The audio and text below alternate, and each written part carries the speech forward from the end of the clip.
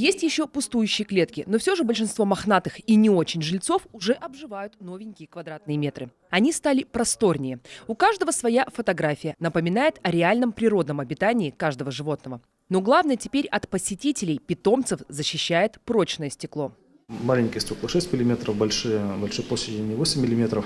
И для того, чтобы обеспечить безопасность посетителей от того, чтобы это стекло там разбилось или повредилось, оно защищено специальной пленкой, которая не позволит ему просыпаться.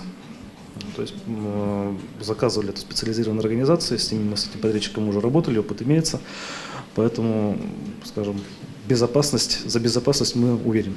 Теперь здесь две зоны – для посетителей и для сотрудников. Кормить животных стало удобнее. Раньше было куда сложнее. Объявление «животных не кормить» многие игнорировали. Так и норовили угостить милых шиншилл или забавных морских свинок. Совали еду, пальцы, были укушенные посетители.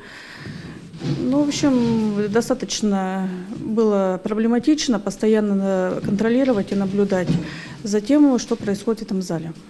Потому что у нас объект большой, кормить надо всех, ухаживать надо за всеми, не только в этом помещении.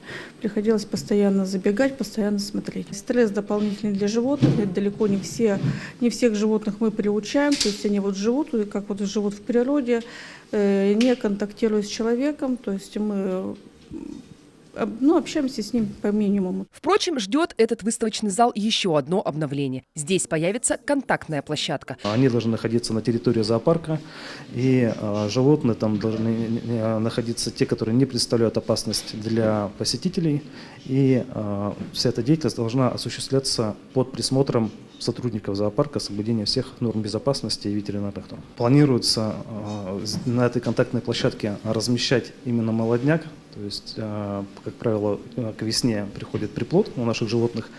И мы на этой контактной площадке как раз будем предоставлять доступ к этим животным, которые буквально там будут месячного, двухмесячного возраста, чтобы можно было уже, чтобы они могли самостоятельно находиться на этой площадке, и можно будет потрогать.